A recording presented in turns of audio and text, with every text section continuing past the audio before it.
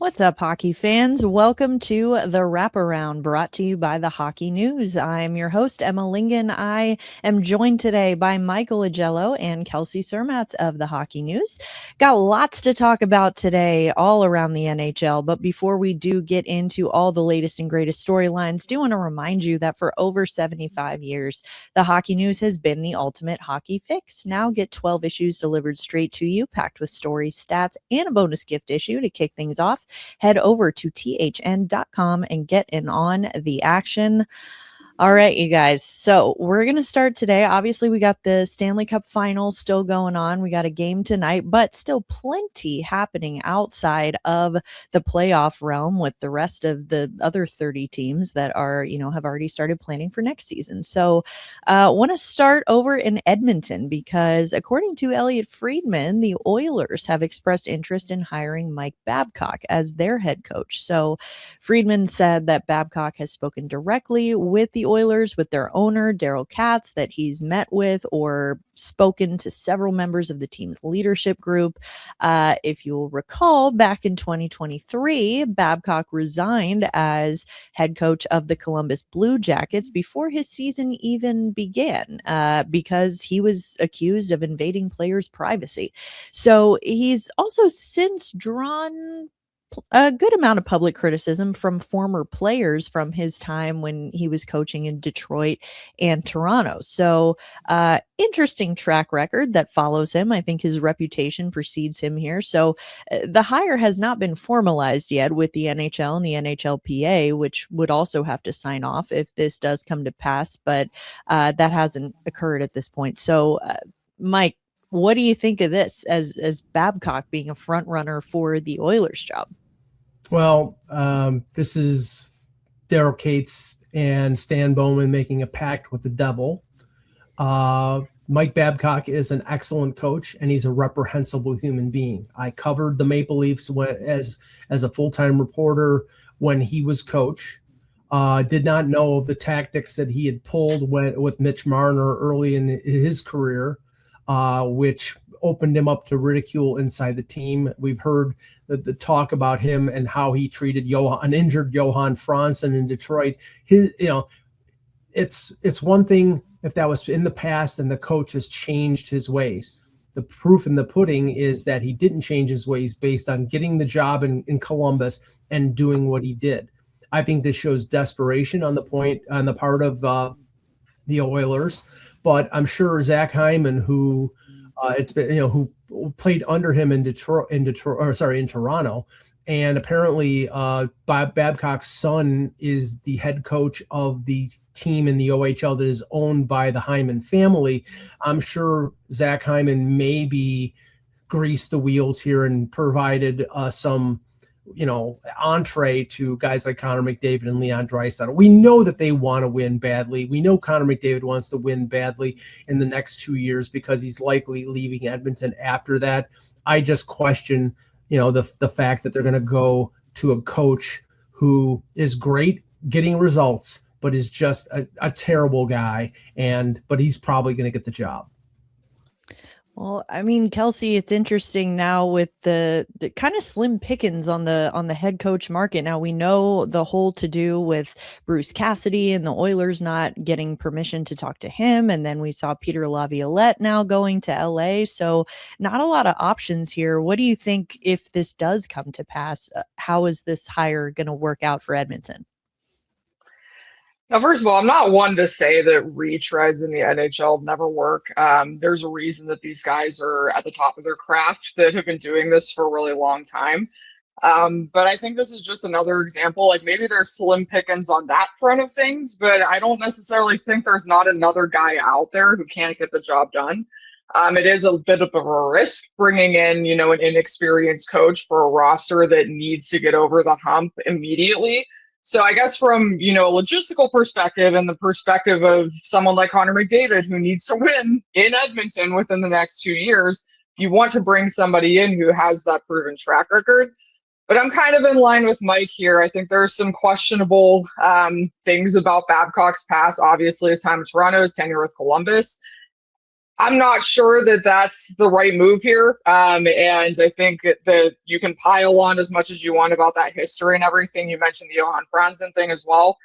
And then look, I mean, I think it's worth mentioning too, a lot of his success as an NHL head coach, this might seem kind of, unrelated, but I don't think it necessarily is unrelated.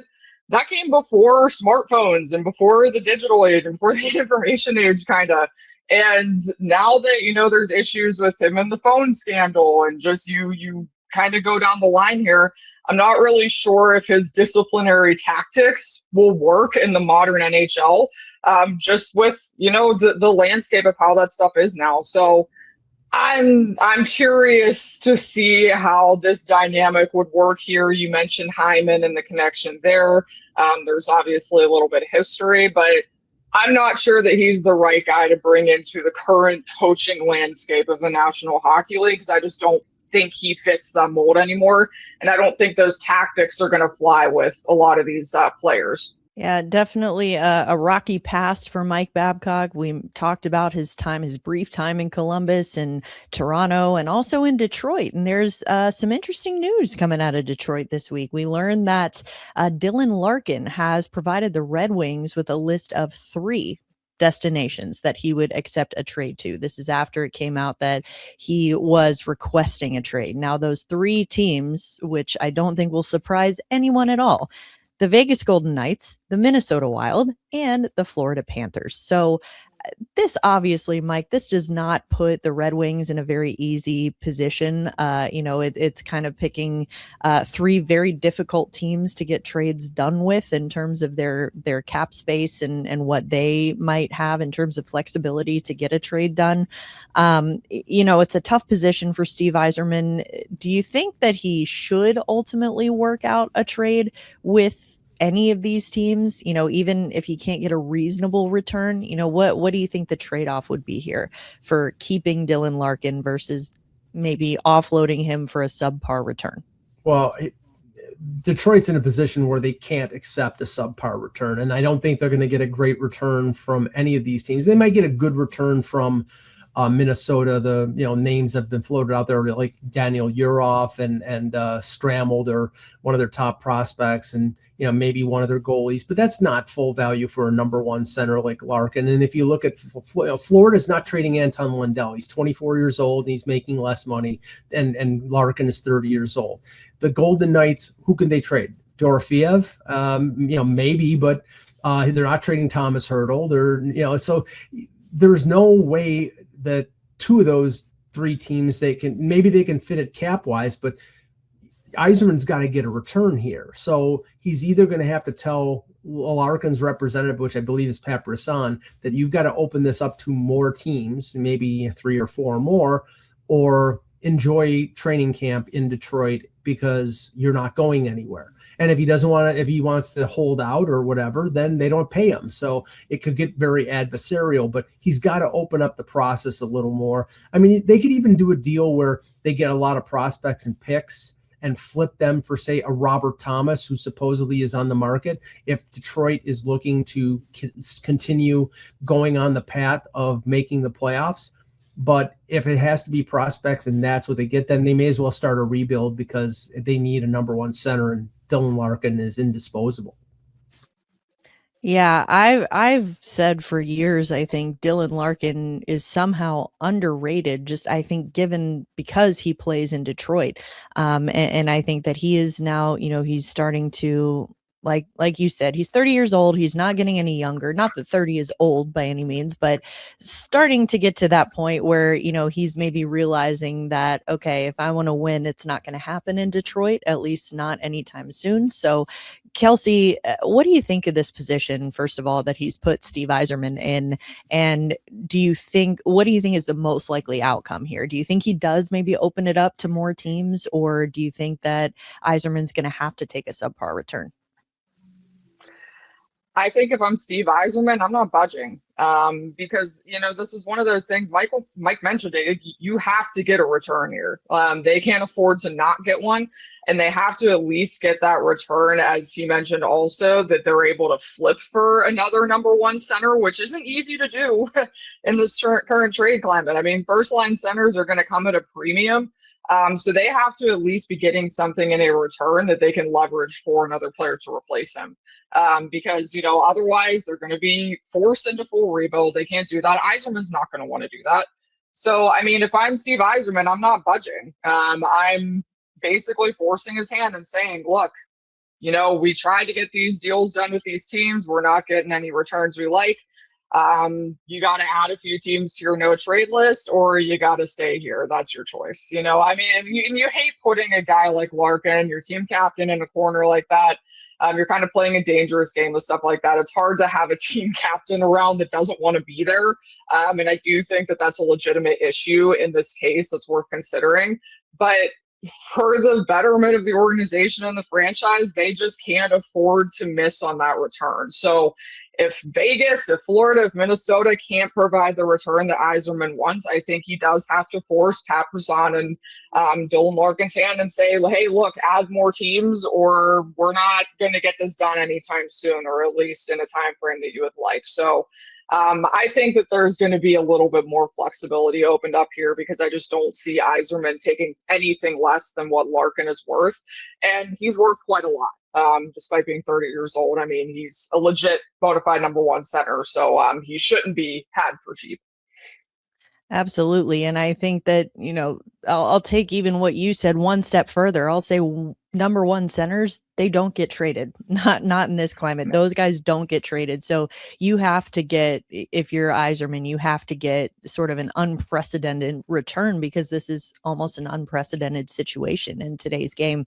Lots of guys could be on the move via trade this offseason, because obviously we've talked about how the free agent market pretty slim. So one situation that I think is going to be worth monitoring is in Vegas. So Carter Hart has taken over the starting role in Vegas in net for them this season, and he's done a fine job. So, I mean, Mike, when you look at him completely taking over for Adin Hill, do you think that Hill might be on the move this summer? I mean, he's 30 years old, 871 save percentage. He's under contract till 2031, makes $6.25 million a year. So do you think that's a contract that could maybe get moved? I never underestimate Kelly McCrimmon, but this is going to be a tough nut to crack, because, Hill did not have a good year. He was inconsistent. They rotated three goalies until Tortorella came in and gave Carter Hart the net, and that, now they're 2 games away from winning a Stanley Cup.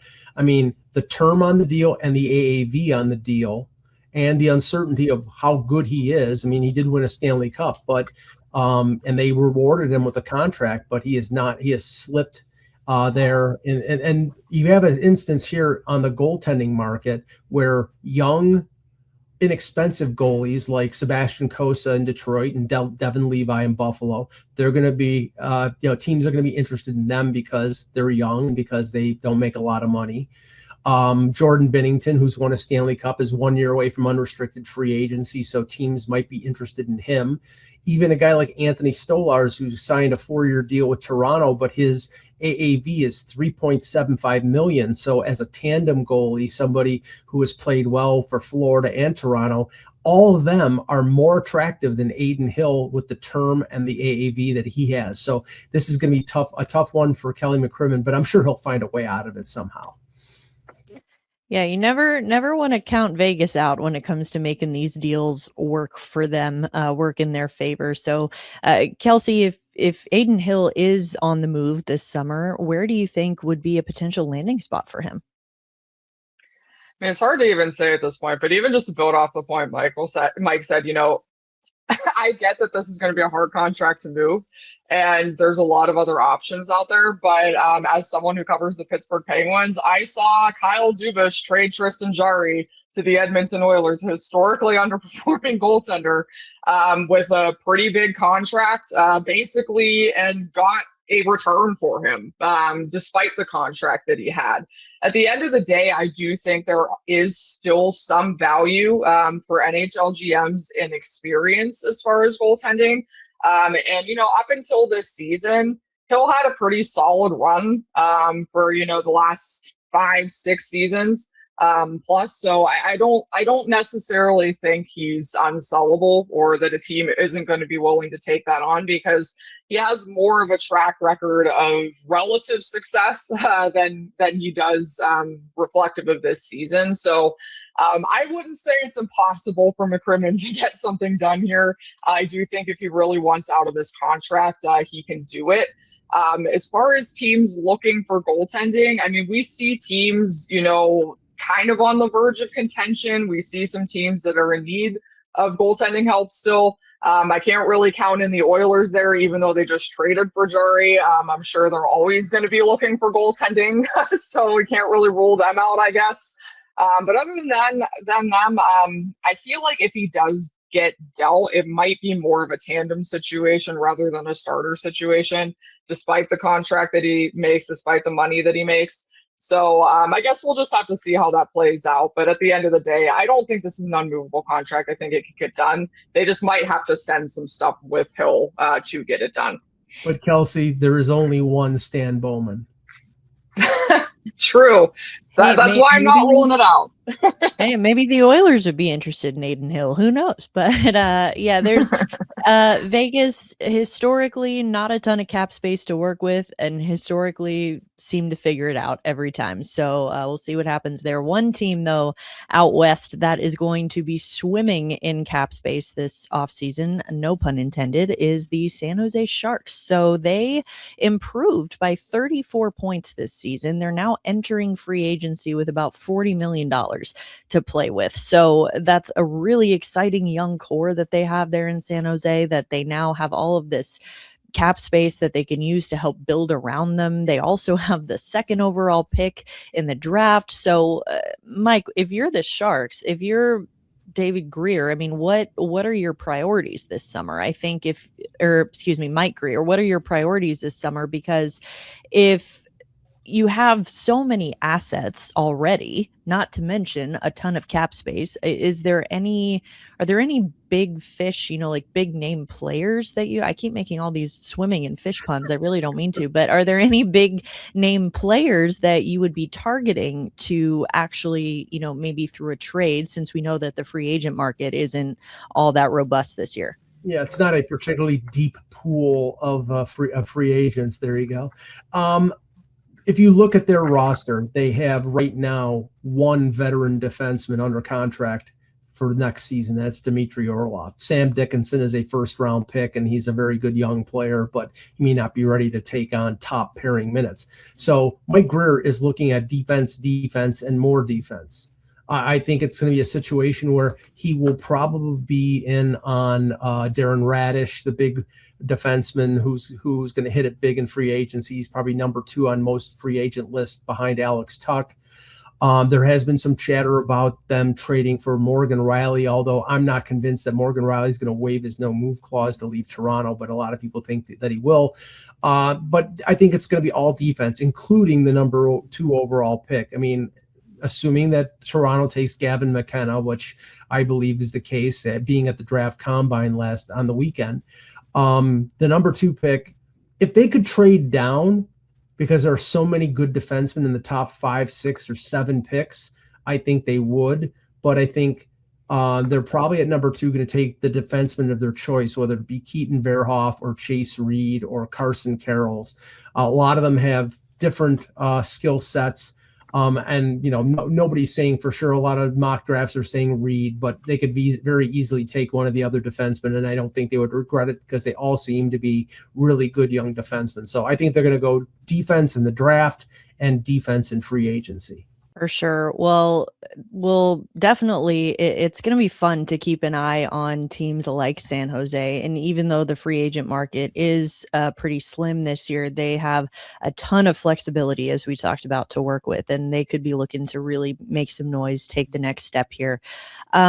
Kelsey, since we have you here, I want to talk about Pittsburgh because their AHL affiliate, Scranton Wilkes-Barre, or Wilkes-Barre Scranton, I should say, was eliminated by the Toronto Marlies in the Eastern Conference Final of the Calder Cup playoffs this week. So when you're looking at the Pittsburgh Penguins as obviously a team that, you know, we know now that you're getting Sidney Crosby back, you're getting Malkin back, but still you want to keep a close eye on the future. I think if you're the Pittsburgh Penguins, looking at the talent that they have at the AHL level after watching this run to the conference final, are there any players that are standing out to you or who did stand out to you in these playoffs who you think could potentially make the jump and actually make an impact at the NHL level next year? Absolutely. First of all, I do want to say this was quite a series between the Marlies and the Wilkes-Barre Scranton Penguins. I don't think anybody had the Marlies and the Chicago Wolves on their bingo card for the Calder Cup final this year, but here we are. But anyway, yeah, I think there's several guys that are going to be making the jump to the NHL at some point next season or a full-time jump. Some of these guys have already gotten some looks. I think top of that list is Sergei Murashov, goaltender. He's kind of the talk of the organization because he's put it together a really nice track record throughout all levels of professional hockey up to this point. He led them on a nice run to the Eastern Conference Final in the Calder Cup playoffs.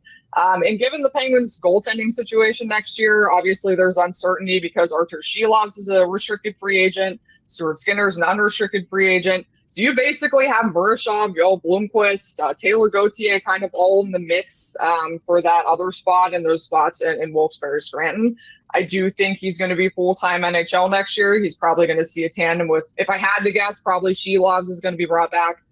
So he's number one on the list. I'd also keep an eye out for Harrison Brunick. Harrison Brunick made the Penguins roster out of NHL training camp last season. He only ended up playing 9 games. There were clearly some growing pains and some things that he needed to address on the defensive side of the puck. But throughout Wilkes-Barre's run after Kamloops season ended, you know, he spent a few games in the regular season with Wilkes-Barre Scranton before the playoffs. He really showed improvement in a lot of the areas that the organization asked him to. He became a lot better of a net front presence, lots more physicality to his game. And he was playing heavy minutes for them too. They had 5 defensemen injured during the AHL playoffs. And in the Eastern Conference Final alone, there were 4 different defensive injuries. So he was bearing a heavy load for them. I wouldn't be surprised to see him on the opening night roster, especially given the thin prospect pool at right defense for the Penguins and the struggles of Chris Letang last season. And then as far as the forwards, I mean, a couple of guys to keep an eye on would obviously be Rucker McGroarty and Ville Koivunen, both of whom have gotten looks at the NHL level in the past. Avery Hayes is there as well. Tristan Brose. They're in a good situation. There's a lot of these guys that are going to be making a push to the NHL roster and that have proven that they're pretty much there as far as readiness. So I do think we're going to see a mix of these guys next season. If I had to pick 3, I think Murashov, Brunick, and McGroarty would probably be at the top of the list there, as well as Avery Hayes is kind of a shout-out. I think he'll make the roster of a training camp.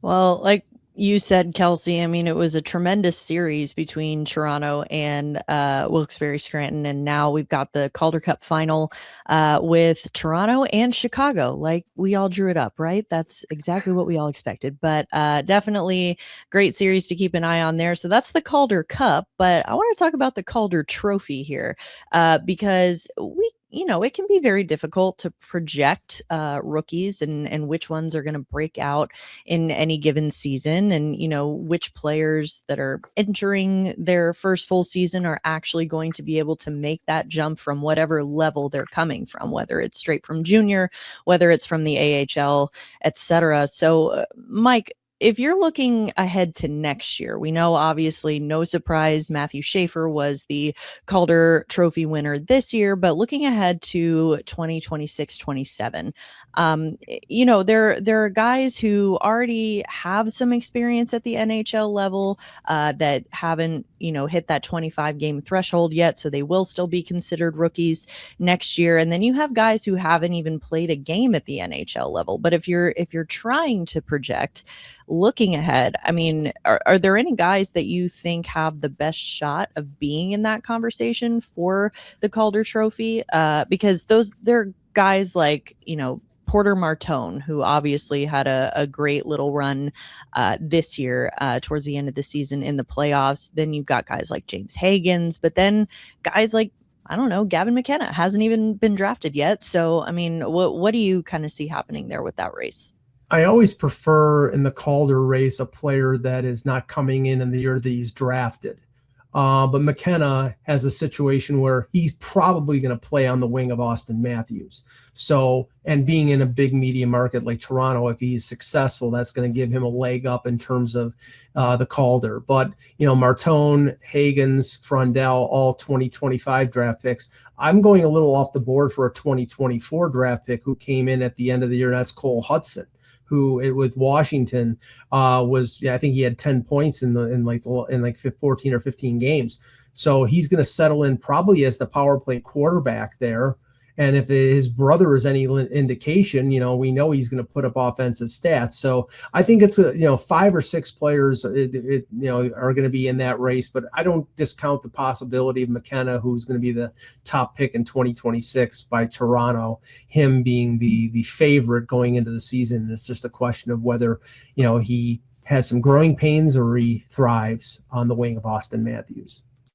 I mean, we did just see that with Schaefer, right? The top pick right into it. So, Kelsey, what do you think? That obviously impossible to know for sure, but looking at some of these names who we've seen already at the NHL level, some that we haven't, who would be your best guess to be in that race next year? I just want to say I really like the Cole Hudson pick. Had the opportunity to watch him play a few times, and this kid has legitimate talent. So it wouldn't surprise me at all to see him at the top of that list next season. And, Gavin McKenna coming in, it's kind of hard to bet against a guy like that, especially given all the hype. But I'm kind of somebody who wants to see it first. We saw him not necessarily struggle to adjust to the NCAA for a little bit this season, but it took him a minute to get his feet under him. I think the same thing might happen at the NHL level next season before he really takes off. That's obviously to be determined. So I'm going to go with Porter Martone here because, I had a front row seat covering the Penguins to watching Martone in the playoffs as part of the Philadelphia Flyers. And to me, he was one of the most impressive players on the ice, on an ice full of veterans, an ice full of guys who have been there, done that. He really stood out to me. I think he's, a strong enough two-way presence. He's a really cerebral hockey player. He just knows where to be. He puts himself in positions to produce and also to, do what he does best. So I think Martone is a legitimate candidate next year. If it's not McKenna, he's who I have my money on because he very thoroughly impressed me in the short sample I saw in the playoffs, and he does have that track record too. So he kind of has a little bit of meanness to his game too, which is something, that he just kind of has a good all around skill set. So I do think that's going to serve him well at the NHL level, and I think it's going to help him be better adjusted than maybe some other players as well. So my pick's Martone for next season. I think that's a great pick. He was very impressive in the Stanley Cup playoffs this year. So excited to see him for a full season with Philadelphia. We've talked so much, not just today, but throughout the offseason about how thin this year's free agent market is in the NHL. And today it actually just got a little bit thinner because Michael McCarron re-signed with the Minnesota Wild on a 6-year, $20 million deal. He's 31 years old. He was acquired by the Wild from Nashville ahead of the trade deadline this past season. He had 3 goals and 2 assists in 20 regular season games with the Wild, and then he added 2 goals and 2 assists in the postseason for them, in 11 games for them in the playoffs. So, I mean, we've talked about it a lot, Mike, but this is definitely going to be, if you're a free agent, this is a great time to be a free agent in the NHL, because you are going to get paid handsomely, especially if you are a center like Michael McCarron. I mean, if this is now the going rate for a bottom 6 center in the NHL, mind you, trade protection in that contract as well. So this is massive. I think not only for McCarron, really good for him to get that deal, but also for, I think the rest of the league should be on notice that, okay, if this is what Michael McCarron is getting, then, kind of gird your loins a little bit for what's to come here. The price of poker has gone up, folks. I remember Michael McCarron as a former first round pick of the Canadiens. I saw him play a lot of games with Montreal's AHL team in Laval or St. John's, wherever. Never thought that he was going to be more than a 4th line part-time guy. And I give him a lot of credit of sort of working his way into a role. Remember, he's 6'6". He's monstrous. He has a mean streak that counts for something. Guys like Matthew Olivier in Columbus, they're tough. They're good players, and there's a cachet to that. And I think he's cashed in on that. I think the contract is a little obscene in terms of 6 years and the amount of money that he's making for a guy who's not a goal scorer, but I guess he's going to earn it, enforcing and probably sticking up for teammates, and that's valuable. But guys like Scott Laughton and Alex Tuch, who's not a center but a winger, are celebrating this. They're popping champagne. Scott Laughton, my prediction, will make over $5 million, because if Michael McCarron's making 3.3, Scott Laughton's making 5. Yeah, I think you nailed it with McCarron. He's a great role player, and I think you saw where he can be most valuable. The role that he can be most valuable in was the role he played in Minnesota, and he fits very well into that identity that I think we talked about on the show last week. That's kind of the Marcus Foligno persona that they've kind of taken on as a team. He has that mean streak, but he also, he's really good at throwing the body around, knocking guys off the puck. Like you said, he's not gonna be a big goal scorer for you, but I think playoff teams, especially if you're going in a deep playoff run, you need guys like that. But all that being said, for not a goal scorer, $20 million is pretty good, Kelsey. So, I mean, what do you think this means for not only for Minnesota, but just the rest of the league and the free agent market this year? I think this means that teams understand that they're going to be having to pay a premium, whether it's the trade market or the free agent market, to bring in any kind of elite talent. Because this is not a slight on Michael McCarron at all. I mean, as both of you have alluded to, he's definitely a reliable bottom 6 center. He brings a lot to the table. But the fact that a guy who hasn't scored, more than 12 goals or something in a regular season is getting $3.33 million for 6 years with trade protection as a 31-year-old bottom 6 center. I mean, that's kind of absurd, but that's the point that we've arrived at. And that's the point that, all of this is reaching. You mentioned Scott Laughton. He's going to be making bank. And you look at the trade market, you look at the trade deadline last season, what some of these centers were going for, bottom 6 centers, aging bottom 6 centers, mind you. So I think if this tells us anything, it tells us what the going price is going to be for guys like Robert Thomas to acquire him on the market. Guys with higher ceilings. You mentioned Alex Tuch. He's not a center, but he's going to earn a pretty big payday out of this. So I think, if anything, this is a gauge on what this market is going to look like. Again, I feel like I mention it every other time I'm on here, but just with this rising cap environment, this is uncharted territory, and we're seeing the early returns of what effect this is going to have on free agency and what effect this is going to have on the trade market. So, guys especially in the trade market, on bargain deals that were, signed pre-cap spike and all that, those guys are going to go for a premium. So, you know, I think that says just this contract just says more about the state of where the free agent and the trade market is at and what we can expect to see from guys who are, you know, are those elite goal scorers, are those elite producers.